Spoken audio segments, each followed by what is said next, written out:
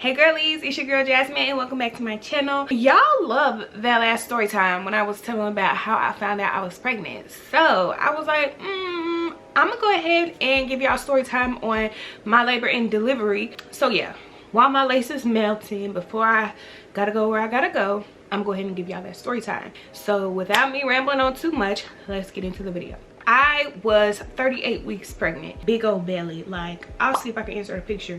Big old belly. At the time that I was 38 weeks, I was working at Target. I didn't know when I was gonna go into labor. Like, I would go for my, was it weekly at this point? I think it was weekly appointments or bi-weekly appointments or whatever. I was going to those appointments and they were checking and stuff like that, and they checked at the last appointment and I was 1 centimeter dilated. So it was like, I mean, I don't know when it's gonna happen. My due date was August the 31st, and so I was thinking like I had a few more weeks to go. Like, I felt like I was gonna be the type of person who had to end up getting induced because my baby didn't want to come out. But August 18th, I was at work. It was around 2 p.m. and I started to feel something like leaking into my pants. I didn't think that it was my water breaking because it wasn't like a just rush of like water. Like a lot of people think that it's just like it just breaks and it's just all. It wasn't like that for me. It was more of like oozing out of me. At first I didn't think nothing of it because I was like, okay, you know, we're girls, so the first ooze, it kind of felt like, you know, regular discharge or something like that. But then it started oozing more and more, and so my pants started to get wet. So I went to the bathroom. I'm like, am I bleeding? Like, because it kind of felt like a period. Sorry, this is like TMI, but I went to the bathroom. I pulled out my pants and it was just clear, like, and I was like, I'm pretty sure this is not normal. I started to panic. I called my mom, but she wasn't answering. So I called her multiple times. She didn't answer. Then I started to really freak out. And me and my man worked at the same Target at this time, so I'm like on the phone with him most of the day. Like, I was on the phone with him all the time with our AirPods in. So I called him and I'm like, I think my water is breaking. But I didn't know for sure that it was my water breaking because I thought, you know, it was how it is on TV. It was not like that at all. Like, I was just like, okay, oh my God, what's happening? Like, and then I kind of thought that something might be wrong because it wasn't like that. So I didn't know if it was my water breaking or if, you know, something else was going on. So I was panicking. I was freaking out. I started crying. I sent a picture to my mama of my underwear because it was just soaked. Like, I was like, I don't know what to do. Like, should I go to the hospital? Like, what should I do? And at this point, we didn't have a baby bag packed. We didn't have her crib together. We didn't have anything together. We were actually getting ready to move. And so I was crying and stuff. He was like, what are you crying for? Like, why are you crying? And I was like, because I'm scared. Like, it's gonna start hurting. That is actually a myth. Like, not myth. My experience was very different with it. Like, when my water broke, I didn't feel any pain. Like, at all. Like, I didn't have any contractions. I didn't have anything. Like, I was just perfectly fine. Like, I don't know. And so I'm like, oh my God, is this going to be the last day of my life? Because if y'all watch the other video, my story time on how I found out I was pregnant, y'all know that I was very, very, very scared of childbirth. Like, this was the scariest thing ever to me. I was so scared. I started crying. I started shaking. I didn't know what to do. He's trying to calm me down. I'm like, I don't know what to do because I could literally die trying to give birth to this baby, and then I won't even get to live with my baby. Like, I was just so freaking scared. I was like, oh my God, I can't take pain. Like, this is gonna hurt. Like, what do I, like, oh my God, I'm really going through with this. Like, you know, going through pregnancy, you don't really think of giving the birth because it's so far away. But then when it's like there, it's just like, oh, it's time to do this.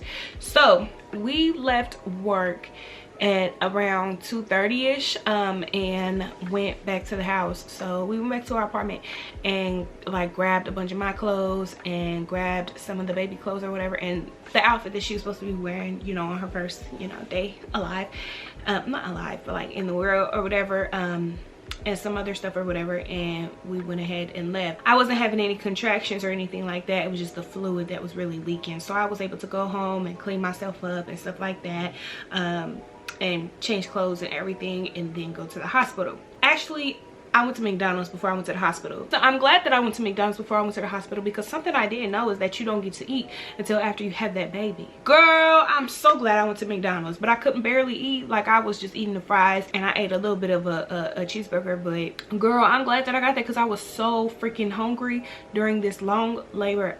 Nobody told me that you don't get to eat. I went there and they took me back and they tested like the fluid that was coming out of me to make sure it was amniotic fluid, and it was. Yeah, they was like, you're in labor. But I was trying to induce my labor for a little while too, because I didn't want to keep being pregnant. Like, you get to that point, you just kind of done.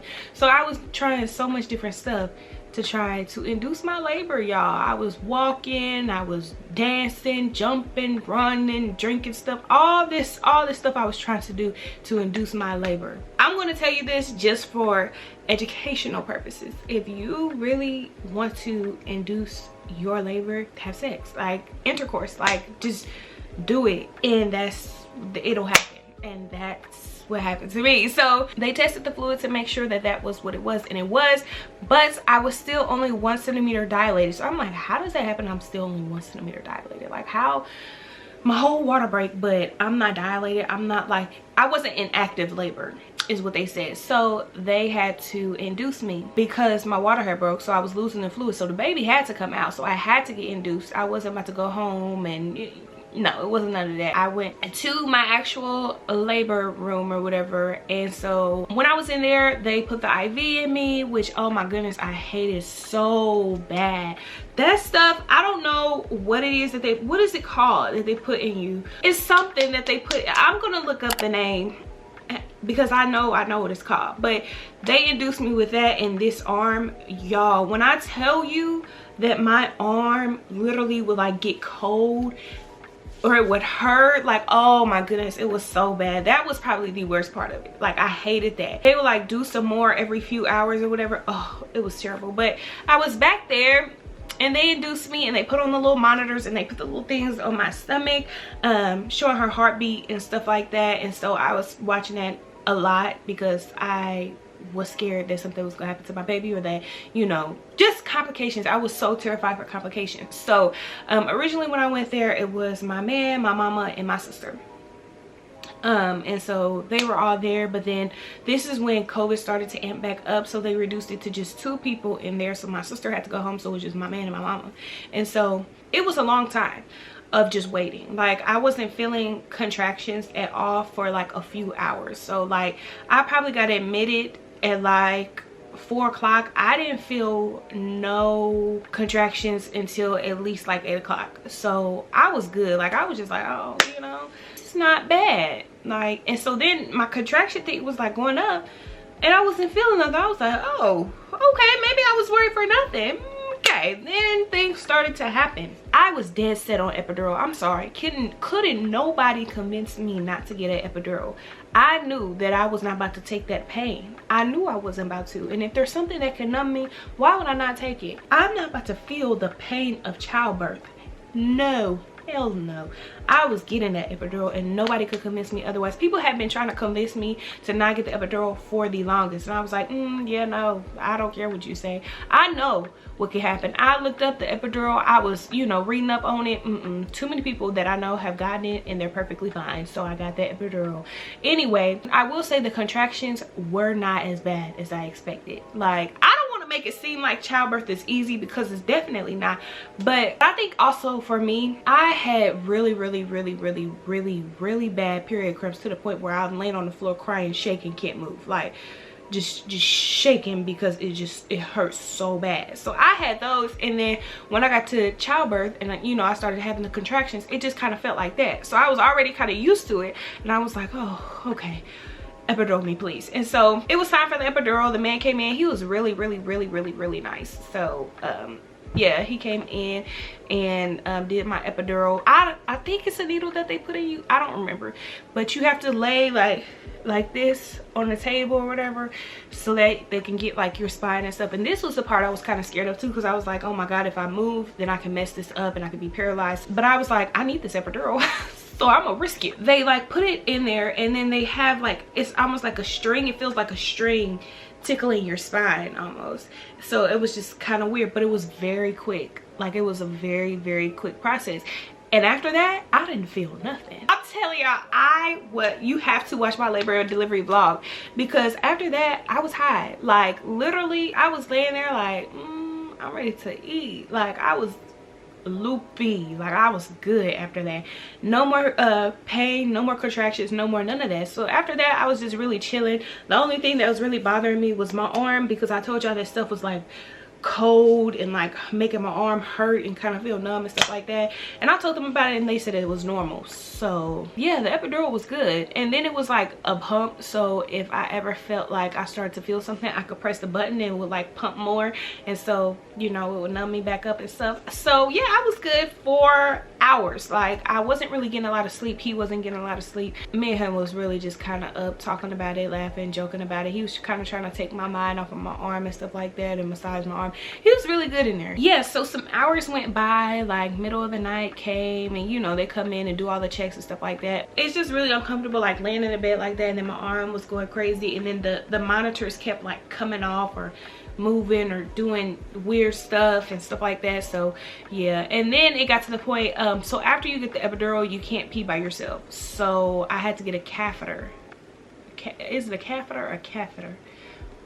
One of the two. I had to get that, and they had to come in and like, yeah, like they stuck it there and made me pee. I didn't like that part of it. Like I actually kind of forgot about that. I didn't like that part of it. It felt very weird when they stuck the catheter there and released my load, because it didn't feel like I was like peeing. It just felt like they were emptying me. But I will say, when they was like checking for how much I was dilated and stuff like that, it didn't hurt. I expected it to hurt, because my sister, when she had her first baby, it hurt her real bad. Like when they was checking to see how much she was dilated, like it was just hurting. But I was good, so I was just like, okay, you know. And they would come in, they would check, and they were like, okay, you're only 5 centimeters dilated. I'm like, oh my gosh, I ain't gonna never have this baby. It got to a point in the middle of the night, like probably early morning on Saturday, where they would like move me to different positions. So I'll say about probably 10 o'clock, I started to feel TMI, I started to feel like I had to boo-boo. And so I was like, please, like, but it wasn't like my stomach hurting, I need to boo-boo. It was feeling like something was pressing down. And I was like, oh my God, what is that? Like, what is happening? And so I was feeling it was making me so uncomfortable. Like it was so bad. So I noticed that was happening with my contractions, because you could see on the monitor back there. So with every contraction, then this was, you know, happening. Yeah, it got to the point where I was like, oh, I'm gonna have to push this out. And so then I told him, and I told my mama, I feel like I have to push. Like I feel like I have to push. So I called them in there. They came in there, and they was like, you feel like you have to push? And I was like, yeah, I have to push now. Like I can't, I have to push. You know, they lifted the cover up and everything, got the doctor in there, and they was like, okay, yeah, it's ready. You're ready to push, because you're 9-10 centimeters dilated. And so I was like, oh, okay, well, let's do this. And so this is the point where I was scared, terrified, but I was like, it's okay, Jasmine, you could do it. You could do it, Jasmine. Come on, because it's time to get this baby out. You finna see your baby for the first time. Let's do it. I didn't know that people pushed for like an hour sometimes. Did not know that at all. So what happened with me was, they sat me up. So my mama was up here by my head, kind of, you know. And so then he was standing next to her. He was holding my hand, and they also had him holding my leg. And so I was like pushing. Oh my God, I was screaming, pushing this baby out. But the reason is, the doctor was rough.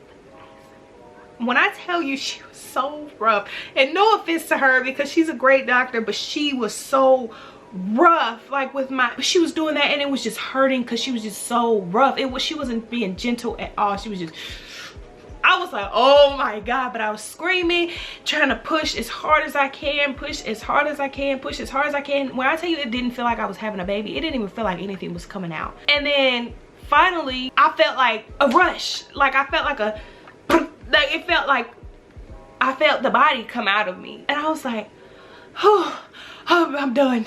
Jesus, I'm done. Thank you, Jesus, thank you. So I get that I'm a new mom, and y'all may feel like I don't understand like the skin to skin contact that needs to happen as soon as the baby comes out. But I knew from the get-go that I didn't want them to take that baby directly out of my vagina and place it on my chest. Like, I knew I didn't want them to take it directly from there to here. I thought that that was the most disgusting thing ever. I said, please wipe her off a little bit. Because they asked me, they was like, do you want us to wipe her off a little bit and then hand her to you? Or do you want us to just go straight into? I said, wipe her off a little bit and then hand her to me. Because I have a problem with bodily fluids. I'm sorry if y'all hear that. I don't know what they're doing outside. But I have a problem with bodily fluids. I don't like spit. I don't like blood. I don't like anything that comes out of anyone's body. So that was something for me. I was like, I know that this is my child, but just wipe her off a little bit. She's still alive. She's still gonna be here. Like, wipe her off and then you can put her on me. Y'all, they went boop, boop. I said, oh, you could see it in my face. You could see it in my face when it happened. I was like, no, they didn't just do exactly what I told them not to do. And so I'm like, she's like right here, and I'm like, oh, she got all this white stuff on her, blood. I was like, oh my God, why did they do this? I mean, I was happy because this is my baby, and she was crying, so she was okay and stuff. But I was like, why did y'all do that? Like, why did you do the very thing that I told you not to do? Anyway, but it was a different doctor, so I think she may not have known, because she just, yeah.